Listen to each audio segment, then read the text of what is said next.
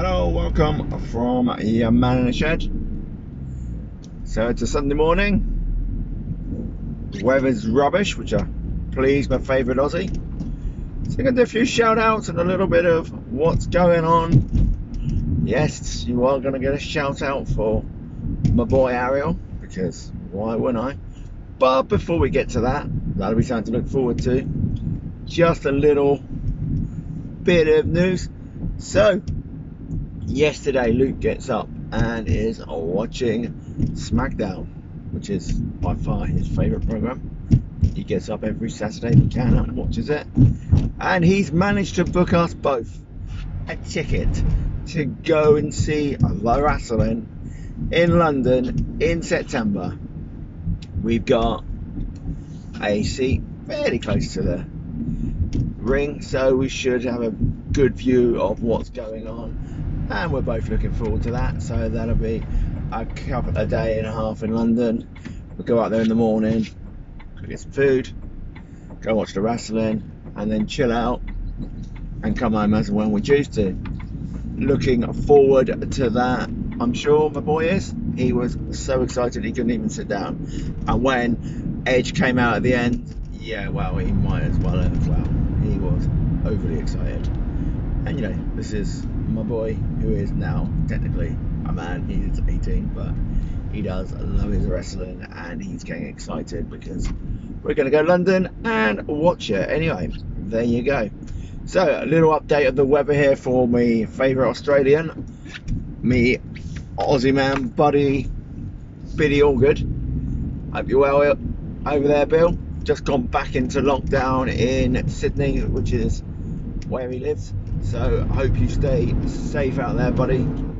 Stay well, and maybe go online and play some games and shout at some Americans, because that's what you're best at. I know that from prior engagements.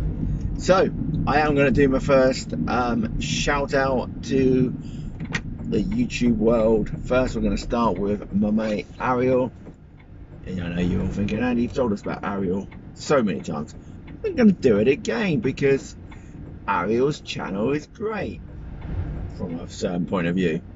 So he has some fantastic cooking sketches on there, and we're not looking at restaurant standard Gordon Ramsay style cooking. No. But what you are getting is genuine, authentic Asian cooking. It looks, well, it doesn't look necessarily the best looking food you're ever going to see, but what it is genuine, and it'll be full of flavour, and it's authentic. And let's be fair, that's what you want if you're after something real. Well, there you go.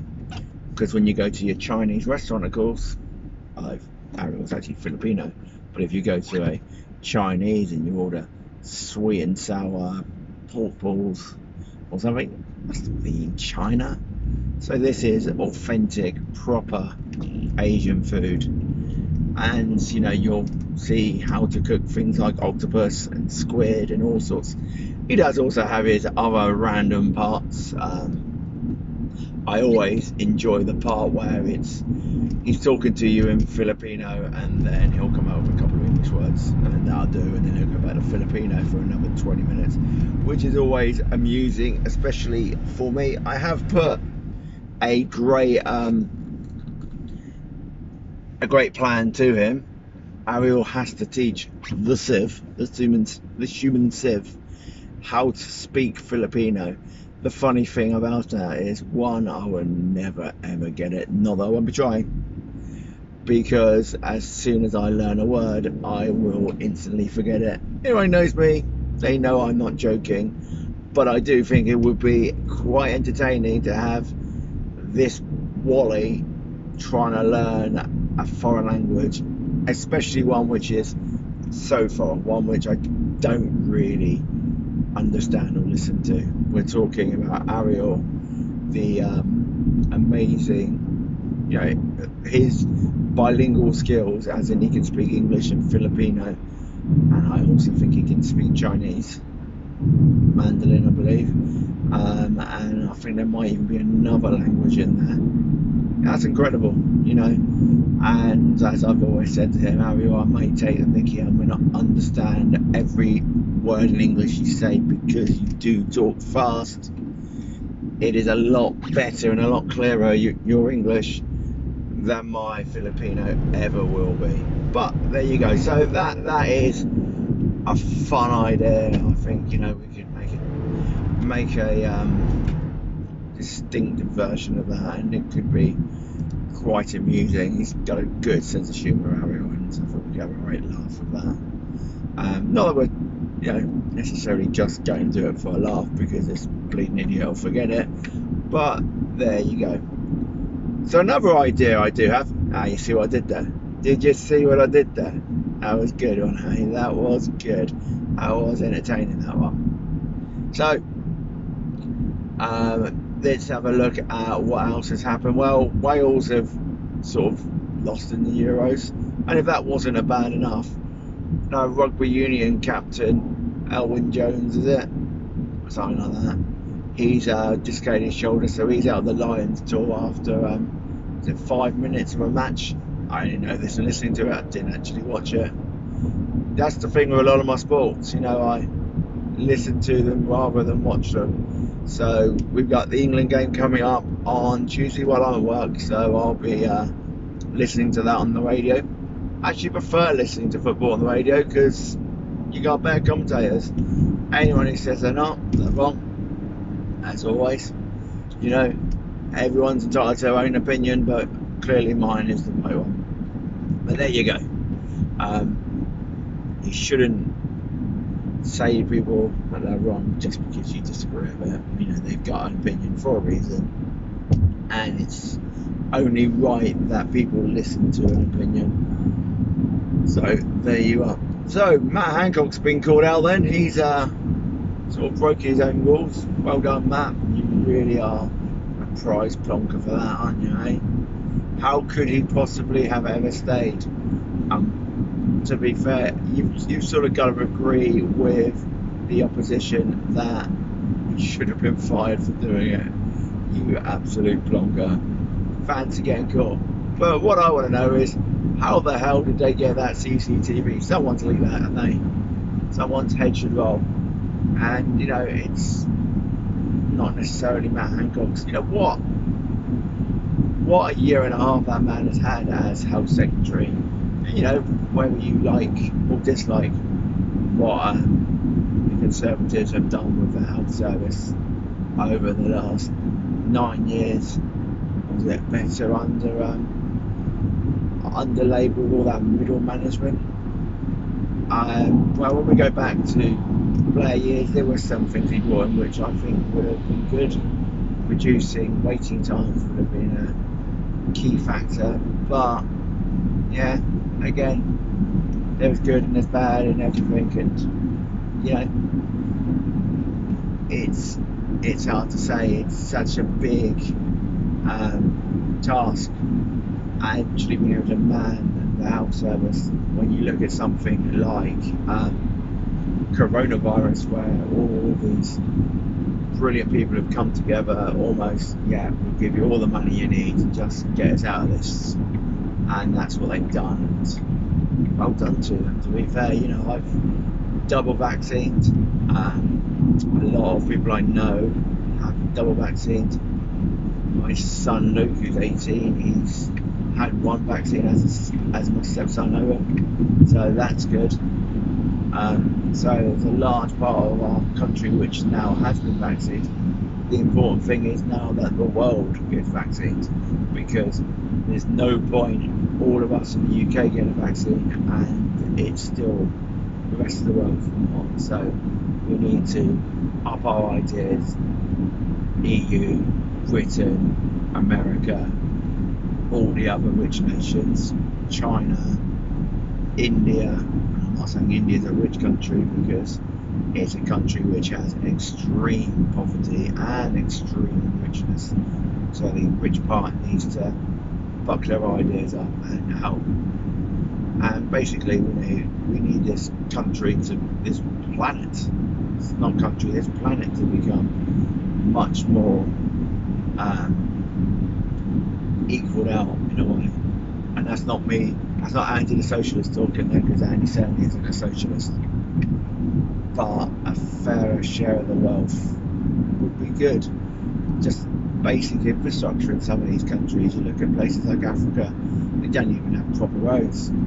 So, you know, that could always do with being sorted. But yeah, certainly 100% not a socialist. You know, certainly not going on the Karl Marx bandwagon for me.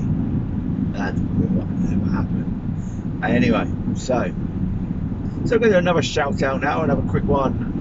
We're going to do a shout out to Mike Bites. So Mike is someone else who used to work with me, and he has a cooking YouTube channel where he does basic cooking. So he has on there things like burgers, salsas, stir fries, and all those sort of things. Go and watch his first series. And even to our second series, and whether it's being recorded or will be recorded, and that'll be coming soon.